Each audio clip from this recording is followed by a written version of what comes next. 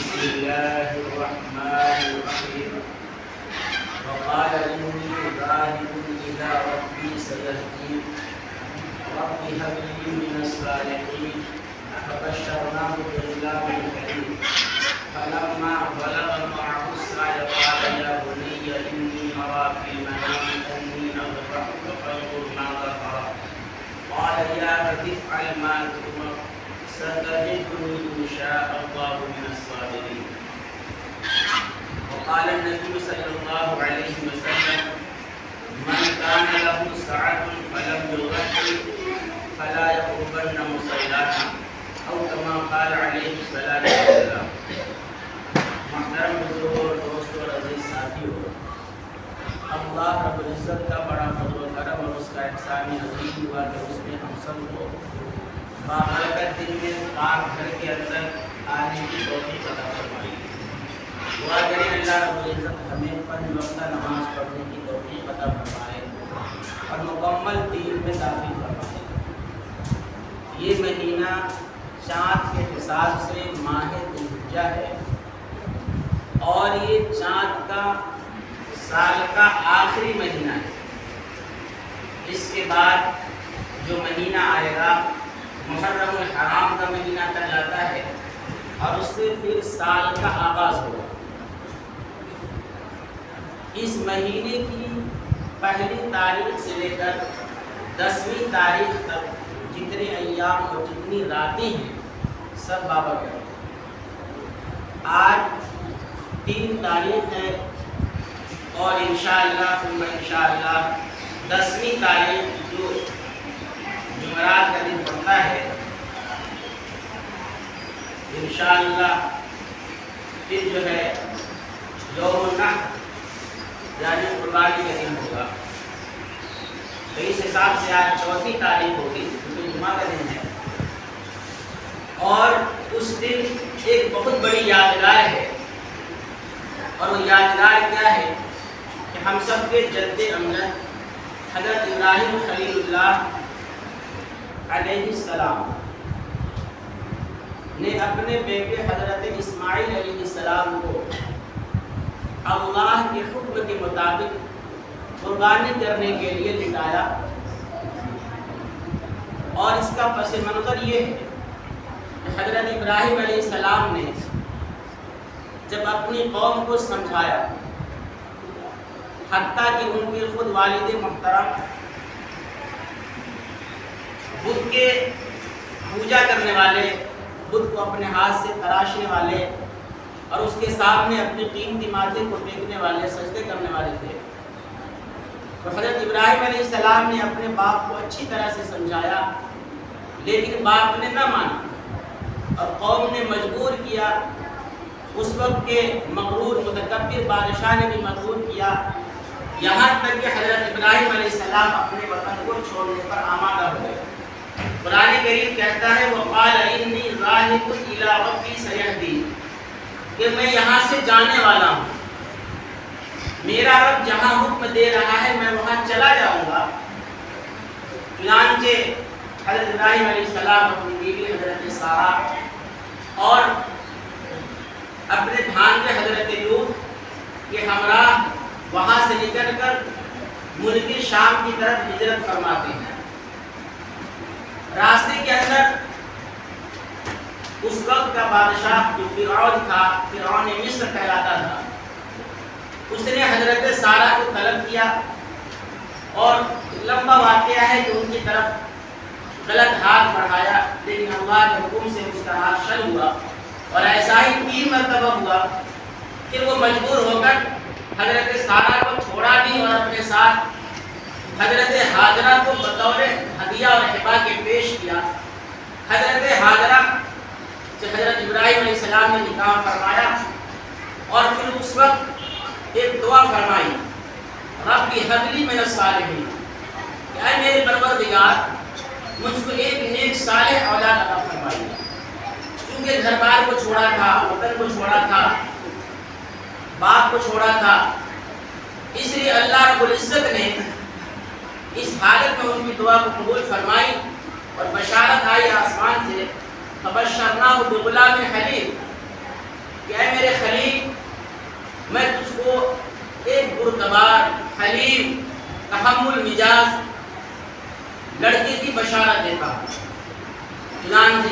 وہی آیا جب حضرت ابراہیم علیہ السلام کے گھرانے میں حضرت حاجرہ کے بطن سے یہ نیک فرزند حضرت اسماعیل علیہ السلام پیدا ہوئے اور اس عمر کو پہنچ گئے کہ اپنے باپ کے ساتھ کام میں ہاتھ بٹا سکے، جیسا کہ قرآن کریم کہتا ہے فلما بلغ معه السعي، یعنی باپ کے ساتھ دوڑنے، باپ کے ساتھ چلنے پھرنے اور ان کے کام کے اندر معین و مددگار ہونے کی جب انہوں نے صلاحیت رکھ لیا تو پھر اللہ کا ایک عجیب حکم آتا ہے۔ وہ حکم کیا ہے؟ قال یا بنی انی ارا فی المنام انی اذبحک فانظر ماذا ترى۔ ابراہیم علیہ السلام خواب دیکھتے ہیں کہ میں اپنے بیٹے اسماعیل کو ذبح کر رہا ہوں۔ چنانچہ اس خواب کا تذکرہ اپنے فرزند ارجمند اسماعیل علیہ السلام سے کیا۔ بیٹا بھی چونکہ مستقبل میں نبی ہونے والا تھا تو قرآن کریم نے غلام حلیم جس کو یاد کیا ہے، اس بچے نے، اس لڑکے نے اپنے بیٹے کے اپنے باپ کے اس حکم کے سامنے، اس خواب کے تذکرہ کے سامنے سر تسلیم خم کر دیا اور کہا یا ابت افعل ما تؤمر، اے میرے ابا جان جس چیز کا آپ کو حکم دیا جا رہا ہے آپ کر گزریے۔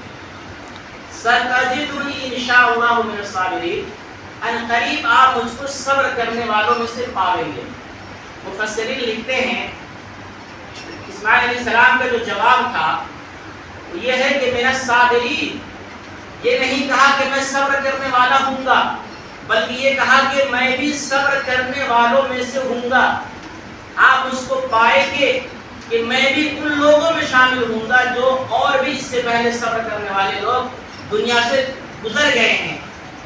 اس کے اندر اس بات کی طرف اشارہ تھا کہ میں ہی کوئی صبر کرنے والا نیا انسان نہیں ہوں بلکہ اور بھی بہت سے لوگوں پر اس سے پہلے حالات آئے اور انہوں نے بھی صبر کیا ہے، اس لیے آپ مجھ کو صبر کرنے والے پائیں گے۔ پھر اللہ کی مشیت کی طرف نسبت کی کہ اللہ کی توفیق سے، اللہ کے حکم سے آپ مجھ کو ایسا پائیں گے، اپنی طرف کسی بڑائی اور کبریائی اور کسی غرور کی نسبت نہیں کیا۔ بہرحال اللہ رب العزت کے حکم سے حضرت اسماعیل علیہ السلام کو ان کے ابا محترم نے زمین پہ لٹایا اور مکمل تیاری کر لی، ذبح کی، چھری ان کے گلے پہ پھیرنے لگے، لیکن اللہ کا حکم کچھ اور تھا۔ یہاں تو صرف امتحان اور آزمائش مقصد تھا۔ جب مکمل مستعد پایا گیا ان کا خلیل کہ اب کسی قسم کی کوئی کسر اور کمی نہیں ہے اور جس کا حکم دیا گیا تھا اس پہ 100% یہ کامیاب ہوئے، تو اللہ رب العزت نے پھر جنت سے ایک میڑھا بطور بدل کے فدیہ حضرت اسماعیل کی جگہ پر، قرآن کریم کہتا ہے وَفَدَيْنَاهُ بِذِبْحٍ عَظِيمٍ کہ ہم نے ایک بڑی قربانی یعنی میڑھے کی اسماعیل کی جگہ پہ پیش کر دیا جو اسماعیل کے جان کا فدیہ تھا۔ یہ میڑھا کون تھا؟ مورخین لکھتے ہیں یہ میڑھا وہی تھا جس کو حضرت آدم علیہ السلام کے فرزند حضرت حابیل نے پیش کیا تھا، اور یہ جانور، یہ میڑھا جنت کے اندر اس وقت تک پرورش پا رہا تھا۔ پھر اسی جنت کے میڑھے کو حضرت جبریل علیہ السلام نے لا کر کے پیش کیا اور آسمان سے آواز آئی وَنَادَيْنَاهُ يَا إِبْرَاهِيمُ قَدْ صَدَّقْتَ الرُّؤْيَا، کہ ابراہیم بس اب تیرا خواب سچا ہو گیا، تجھ سے جو مقصود تھا وہ حاصل ہو گیا اور تو امتحان میں 100% کامیاب ہو گیا۔ اسماعیل کے ذبح کی ضرورت نہیں ہے بلکہ اس کی جگہ پہ اس دمبے کو ذبح کرو، شان کے دمبا ذبح کر دیا گیا۔ یہ اللہ کا بہت بڑا کرم ہوا اور ہم اور آپ پر۔ اگر خدا نہ خواستہ اللہ کا حکم بیٹے کی قربانی کا ہوتا تو ظاہر سی بات ہے جیسا انسان کمزور جو جانور کی ذبح نہیں کر سکتے، جو مال نہیں خرچ کر سکتے اور اپنا قیمتی سرمایہ سمجھ کر بخل سے کام لیتے ہیں، وہ اپنے بیٹے کی قربانی کیسے پیش کر سکتے ہیں؟ اس لیے اللہ کا بہت بڑا کرم اور فضل ہوا کہ جانور کی ذبح یہ سنت قرار پایا، اور اس وقت سے لے کر جناب نبی کریم صلی اللہ علیہ وسلم تک، اور پھر تا قیامت یہ سنت جاری رہے گا۔ تو یہ ہمارے نبی کی سنت ہے، حضرت ابراہیم خلیل اللہ کی سنت ہے۔ اس لیے 10ویں تاریخ کو اللہ کے نزدیک سب سے زیادہ محبوب جو چیز ہے وہ کیا ہے؟ قربانی کا عمل ہے۔ اس قربانی کی جگہ پر کوئی آدمی چاہے کتنا ہی مال خرچ کر دے، کتنا ہی صدقہ کر دے، وہ صدقہ کا ثواب اس کو ملے گا، مگر قربانی کا بدل نہیں ہو سکتا۔ قربانی تو اس کے ذمہ ہے، واجب رہے گا۔ قربانی کو کرنے ہی سے اس کے ذمہ سے وجوب ثابت ہوگا، تو قربانی کرنا واجب ہے۔ اب یہ بات سمجھنے کی ہے کہ قربانی کس پر واجب ہے۔ اس کے لیے علماء نے لکھا ہے کہ جو آدمی عاقل ہو، بالغ ہو، صاحب نصاب ہو۔ عاقل کا مطلب یہ ہے کہ اس کا دماغ صحیح ہو، پاگل نہ ہو۔ اس لیے کہ مجنون آدمی اس کو خود اپنی فکر نہیں ہوتی ہے تو وہ کیا ذبح کرے گا، وہ کیا قربانی کرے گا۔ اس لیے عاقل ہونا شرط ہے، اسی طریقے پر بالغ ہونا شرط ہے۔ ایک آدمی اگر بالغ نہیں ہے تو اس پر قربانی نہیں ہے۔ اسی طریقے پر صاحب نصاب ہو، یعنی وہ آدمی جس کے پاس آج کے موجودہ اوزان کے حساب سے، چونکہ ہمارے یہاں کلو گرام چل رہا ہے، اس لیے اس بات کو کلو گرام کے حساب سے اچھی طرح سمجھ لیجئے۔ 612 گرام چاندی، 612 گرام چاندی 36 ملی گرام، تو ملی گرام کو رہنے دیجئے، کیونکہ 1000 ملی گرام کا 1 گرام بنتا ہے تو اس کا معمولی وزن ہے۔ اس لیے آپ اتنی بات یاد رکھیں کہ 612 گرام چاندی یا اس کی قیمت، یا قیمت نہیں ہے مگر حاجات اصلیہ، یعنی ضروری سامان جس پر انسان کے گزر اوقات ہوتا ہے، جیسے کھانا پینا اور ضرورت کا وہ سامان جو آدمی پہن لے اوڑھ لے۔ اس کے علاوہ اگر اس کے پاس ضرورت سے زائد سامان ہی کی شکل میں گھر کے اندر پڑا ہوا ہے، فرنیچر ہے یا کوئی اور سامان ہے، یا یہ کہ اس کے پاس نقدی پیسہ جیب میں ہے یا بینک میں ہے، یا یہ کہ کوئی اور تجارت کا سامان ہے، تو اگر 612 گرام چاندی کی قیمت، اب قیمت کیا بنتی ہے، کیونکہ قیمت شیئر بازار کے حساب سے گھٹتا بڑھتا رہتا ہے، اس لیے آپ معلوم کر لیں کہ 612 گرام چاندی کی کتنی قیمت بنتی ہے۔ جتنی قیمت بنے گی، اگر چاندی کی شکل میں ہو، سونا کی شکل میں ہو، یا سامان تجارت کی شکل میں ہو، یا تجارت کا سامان نہ بھی ہو، لیکن ضرورت سے زائد اتنا سامان آپ کے گھر میں پڑا ہوا ہو جو آپ کی ضرورت سے زائد ہے، فاضل ہے، تو اس وقت آپ کے ذمہ قربانی واجب ہو جائے گا۔ اگر آپ قربانی نہیں کرتے ہیں اور آپ پہ قربانی واجب ہے تو پھر جناب نبی کریم صلی اللہ علیہ وسلم کا فرمان ہے، اس آدمی کے لیے وعید سنائی گئی ہے، من کان لہ سعۃ ولم یضحی فلا یقربن مصلانا، کہ جس کے پاس بھی اتنی وسعت ہو کہ وہ قربانی کر سکے اور پھر بھی قربانی نہیں کرتا، تو اس کو چاہیے کہ میرے عیدگاہ میں نہ ہو۔ ظاہر سی بات ہے، عیدگاہ میں وہی جائے گا جو صاحب ایمان ہوگا، وہی جائے گا جو اللہ اس کے رسول پر پکا سچا ایمان رکھتا ہوگا۔ اب اس وعید کا مطلب یہ ہے کہ وہ اپنے عمل کے اعتبار سے ظاہر کرتا ہے کہ میں آپ کے طریقے پر نہیں ہوں، میں آپ کے حکم کو نہیں مانتا ہوں، تو جو آدمی اللہ کے رسول کا حکم نہ مانے اس کو چاہیے کہ عیدگاہ میں جائے۔ یہ بڑی سخت وعید ہے، اس لیے اگر ہم صاحب نصاب ہیں، ہمارے پاس وسعت ہے، تو ہم کو قربانی کرنی چاہیے۔ ایک بات اور سمجھ لینے کی ہے، اس سے بہت سے لوگوں کو مغالطہ ہے۔ مثال کے طور پر ایک آدمی 4 بھائی، اور چاروں بھائی اچھی طرح سے کماتا ہے، اور ہر آدمی کی کمائی کو اگر علیحدہ علیحدہ کیا جائے، گرچہ وہ گھر کے اندر ایک ساتھ رہتے ہیں، مگر چاروں بھائی کی کمائی اس قدر ہے کہ اگر ان کو الگ کر دیا جائے تو سال کے اندر کھا پی کر اس کے پاس اتنا پیسہ بچ جائے گا کہ وہ قربانی کر سکے، تو سب پر قربانی واجب ہوگا۔ ایک آدمی اپنی طرف سے قربانی کر لے اور دوسرا نہ کرے، تو جو کرے گا اس کی طرف سے موجود ادا ہو جائے گا، مگر جو نہیں کرتا اس کے دل میں باقی رہے گا۔ ہمارے یہاں ایسا ہوتا ہے، چاروں بھائی کما رہے ہیں، مگر گھر کے اندر ایک آدمی کی طرف سے کر دیا اور باقی سب لوگ اس میں شامل ہو گئے، تو ایسا نہیں ہوتا ہے۔ جب نماز سب پہ فرض ہے تو سب کو ادائیگی کرنے سے نماز کا حق ادا ہوگا، فرضیت ثابت ہوگی۔ تو اسی طریقے پہ وجوب کے ثبوت کے لیے ضروری ہے کہ ہر بھائی قربانی کرے۔ ہاں اگر چاروں بھائی کے باپ اگر باحیات ہیں، زندہ ہیں، اور یہ چاروں بھائی کما کر پیسہ سارا کا سارا اپنے باپ کو دے دیتے ہیں، اپنے پاس کوئی پیسہ نہیں رکھتے ہیں، اور باپ اپنی کمائی سے یا اپنے بال بچوں کی جو کمائی ان کے پاس آ رہی ہے اس سے ایک قربانی کرتا ہے، اور یہ بچے جو 4 ہیں یا 3 ہیں بالغ ہیں، کماتے بھی ہیں، سب کچھ کرتے ہیں، مگر اپنے پاس کچھ بھی پیسہ نہیں رکھتے، سارا مال اپنے باپ کو ہدیہ کر کے دے دیتے ہیں، تو اس وقت ان بچوں پہ قربانی واجب نہیں ہوگا۔ لیکن اگر یہ بچے باپ کو بھی دیتے ہیں اور چھپا کر بچا کر کے بھی رکھتے ہیں، اور وہ پیسہ اتنا بن جاتا ہے کہ جو صاحب نصاب بنا دے تو اس پر بھی واجب ہوگا اور اس کے باپ پر بھی واجب ہوگا۔ یہ اچھی طرح مسئلہ کو سمجھ لیجیے، بہت زیادہ ہم مغالطے کے شکار ہیں، اللہ تعالی ہم سب کو صحیح سمجھ کی توفیق عطا فرمائے۔ ایک بات، دوسری بات یہ بھی سمجھ لیجیے کہ ہم جو جانور کی قربانی کرتے ہیں، بسا اوقات ایک آدمی دنیا کو دکھلانے کے لیے فخر و مباحات کے طور پر 50,000 60,000 70,000 کا خصی خریدتا ہے اور ایک خریدتا ہے، جبکہ اس کے گھر کے اندر 4 آدمی پر قربانی واجب ہے۔ ایک جانور کر لیا، اب سوچتے ہیں کہ بہت بڑا جانور میں نے اللہ کے راستے میں قربانی کیا ہے، تو سنیے، آپ 60,000 کا خصی کریں یا 70,000 کا خرید کریں، ایک خریدا بس۔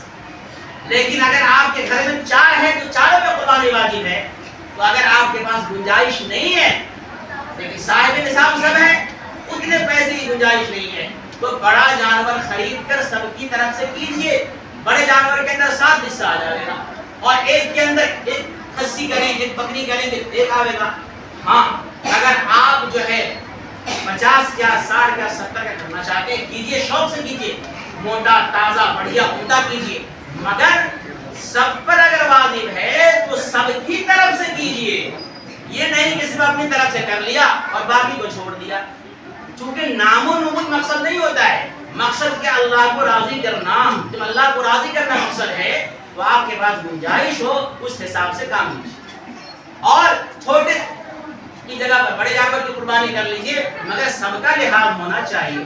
اسی طریقے پر ایک بات اور سمجھنے کی ہے، ہماری عورتوں پر زیور ہے، زیور عورتیں باہر نہیں لے جا رکھی ہوئی، اور وہ اتنا زیور ہے کہ 612 گرام چاندی ہے، چاہے وہ ایک ہی زیور ہو یا کئی زیور ملا کر ہو، یا چاندی یا سونا ملا کر کے ہو، اگر اس کی قیمت کو پہنچ جاتا ہے تو عورت پر بھی قربانی واجب ہے، عورت پر بھی قربانی واجب ہے۔ بس اوقات ہم لوگ سوچتے ہیں عورت کے پاس پیسہ نہیں ہے تو کہاں سے کریں، عورت کماتی ہے ہمارے ماحول کے اندر، اس کے مال کو اپنی کمائی ہے سمجھتے ہیں نا، عورت اگر کماتی ہے تو اس کی کمائی پر آپ کا دعویٰ ہوتا ہے، آپ اس کی کمائی کو استعمال کرتے ہیں، تو آپ کا اخلاقی فریضہ بنتا ہے کہ آپ اس کی کمائی کو جب استعمال کرتے ہیں، اس کی کمائی کو آپ کھاتے ہیں تو اس کی طرف سے قربانی نہیں کیجیے، اور اگر آپ نہیں کرتے تو اس عورت کو چاہیے کہ اپنا وہی چاندی بیچ کر قربانی کرے، قربانی واجب ہو جائے۔ ہاں چاندی بیچ کر ہٹا دیا، اب ہے یہ نہیں ہے تو قربانی نہیں واجب ہوگا، لیکن اگر ہے تو قربانی واجب ہوگا۔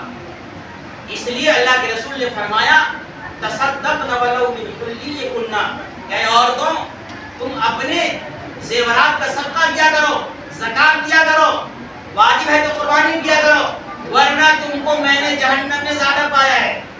عورتوں کو زیور کا بہت شوق ہے مگر زیور کی زکات نکالنے کا شوق نہیں ہے، عورتوں کو زیور کا بہت شوق ہے مگر قربانی کرنے کا شوق نہیں ہے، اس لیے ہم گھروں کے اندر اس کی معلومات کریں، اور ہمارے یہاں اس کا بھی خیال نہیں ہوتا، ہم فضول چیزوں کی خریداری کرتے ہیں، جو ضرورت سے زائد چیزیں جس کی ضرورت نہیں ہے اس کی طرف ہماری توجہ ہوتی ہے، لیکن جو ضروری ہے اس چیز کی طرف توجہ نہیں دیتے، اس لیے ضروری چیزوں کی طرف توجہ دینا اور قربانی کے ایام کے اندر قربانی کرنا یہ ہمارے لیے لازم اور واجب ہے اگر ہم صاحب نصاب ہیں۔ لیکن اگر کوئی آدمی صاحب نصاب نہیں ہے، اس وجہ سے نہیں ہے، پیسے تو ہے مگر پیسے سے زیادہ اس میں قرض نہیں ہے، قرض بھی نہیں ہونا چاہیے، اگر پیسہ تو ہے مگر پیسے سے زیادہ قرض ہے، لیکن قرض بھی 2 طرح کا ہے۔ ایک بات یاد رکھیے، بہت سے اس مسئلے کو نہیں جاننے کی وجہ سے بہانہ بنا لیتے ہیں کہ میرے اوپر تو بہت زیادہ قرض ہے تو میں کہاں سے قربانی کروں۔ قرض بھی کئی طرح کے ہوتے ہیں، ایک قرض تو یہ ہے کہ آپ نے بینک سے لون لے لیا 7 لاکھ روپیہ، قسط بنا دیا گیا ہے. جائز ہے یا ناجائز ہے وہ پیچھے کا مسئلہ ہے, وہ تو بعد میں سمجھنا ہے. آج میں سمجھا رہا ہوں اس کو سمجھ. آپ نے قربانی آپ نے جو ہے بینک سے لون لیا, اب اس 5 سال یا 6 سال کا قسط بنا ہوا ہے, 5 سال 6 سال میں آپ ادائیگی کرنی ہے. لیکن آج آپ کے پاس 50,000 روپیہ ہے اور 16,000 کا قسط ادا کر رہے ہیں. اب آپ کہیں گے 7 لاکھ کا میں مقروض ہوں اور 50,000 روپیہ میرے پاس ہے, کیسے قربانی کروں؟ نہیں, یہ چونکہ دین آپ پر ایسا دین ہے جو ایک مرتبہ ادائیگی آپ کو واجب نہیں ہے, آپ 7 سال میں ادا کریں گے. اس لیے اگر آپ کے پاس 50,000 روپیہ ہے تو آپ قربانی کیجیے. وہ دین آپ کا دین ایسا نہیں ہے جس کے قرض کی ادائیگی آپ کے اوپر ابھی ضروری ہے. آپ نے تو شوق سے قرض لیا ہے اور اس کا قسط بنا لیا ہے, چاہے تعمیر کے لیے لیے یا زمین خریدنے کے لیے لیے ہوں یا کسی اور کام کے لیے لیے ہوں. ہاں, آپ کا قرض ایسا قرض ہے جس کی ادائیگی بالکل واجب ہے.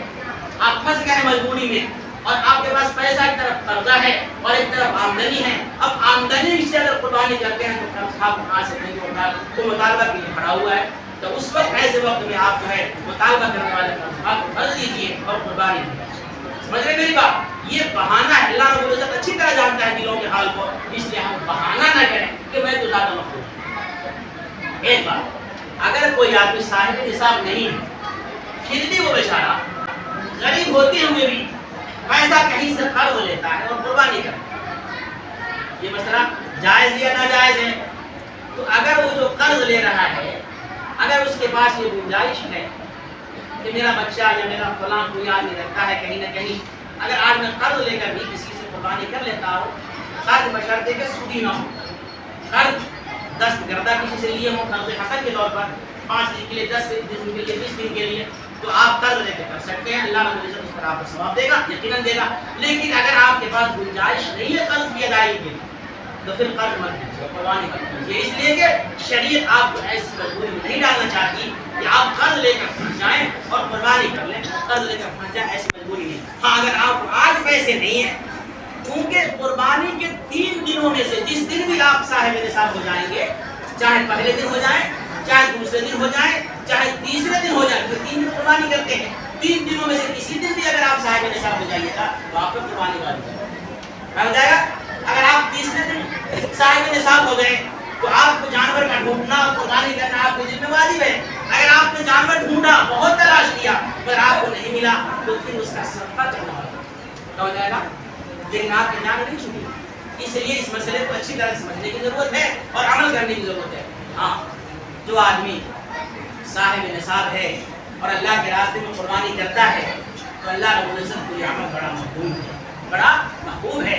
اور حدیث پاک میں آتا ہے کہ اللہ رب العزت جانور کے بدن میں جتنا بال ہوتا ہے, ہر بال کے عوض جو ہے اللہ تعالیٰ اجر عطا فرماتا ہے. کیا عطا فرماتے ہیں؟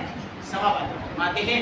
اس لیے میرے بھائی, سال میں چونکہ ایک مرتبہ آتا ہے اور اس کو کرنا چاہیے, ضروری ہے. بہت سے لوگ ایسا بھی سوچتے ہیں ہر سال تو اپنے طرف سے قربانی کرتے ہی ہیں, اس سال اپنے باپ دادا جو دنیا سے جا چکے ہیں ان کی طرف سے کر دیتے ہیں. نہیں, اگر آپ کے پاس آپ کے ذمہ قربانی واجب ہے اور ایک ہی قربانی آپ کے پاس ہے تو آپ ہر سال اپنی طرف سے کیجئے گا.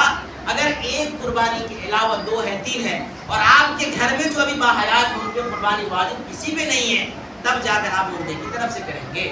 اور اگر آپ کے زندے میں جو آپ کے ساتھ رہتے ہیں ان پہ قربانی واجب ہے تو پہلے آپ ان کی طرف سے کریں. ہاں, 1 سے زائد ہے اور اب زندہ لوگوں میں سے کسی کے پر قربانی واجب نہیں ہے تو آپ جو ہے شوق سے جو ہے مردے کے نام سے کیجیے. آپ کے پاس وسعت ہو اللہ کے رسول کے نام سے کیجیے, آپ کے پاس وسعت ہو کسی صحابی رسول کے نام سے کیجیے, آپ کے پاس وسعت ہو شیخین کے نام سے کیجیے, کسی کے نام سے کیجیے. لیکن جب تک آپ اپنا حصہ, اپنا فریضہ ادا نہیں کریں گے, اپنا ذمہ ثابت نہیں کریں گے, اس وقت تک دوسری طرف قربانی نہیں کریں گے. اللہ تعالیٰ ہم سب کو عمل کی توفیق عطا فرمائے. جانور کیسا ہونا چاہیے, کانا ہونا چاہیے کہ نہیں ہونا چاہیے, لنگڑا ہو قربانی ہوگا کہ نہیں ہونا, یہ مسائل آپ جس وقت کسی جانور کے اندر کوئی مسئلہ دیکھیں آپ اپنے جاننے والے سے پوچھ لیں. کیونکہ یہ باتیں بتائی جاتی ہیں تو بسا وقت آدمی غلط سمجھ لیتا ہے اور غلط سمجھنے کی وجہ سے غلط عمل ہو جاتا ہے. اس لیے میں عام وہ باتیں میں نہیں بتانا چاہتا. آپ اگر کسی جانور کے اندر کوئی عیب دیکھتے ہیں تو ڈائریکٹ رابطہ کر لیں اور رابطہ کرنے کے بعد اس مسئلے کو اچھی طرح سمجھنے کے بعد اب قربانی کریں.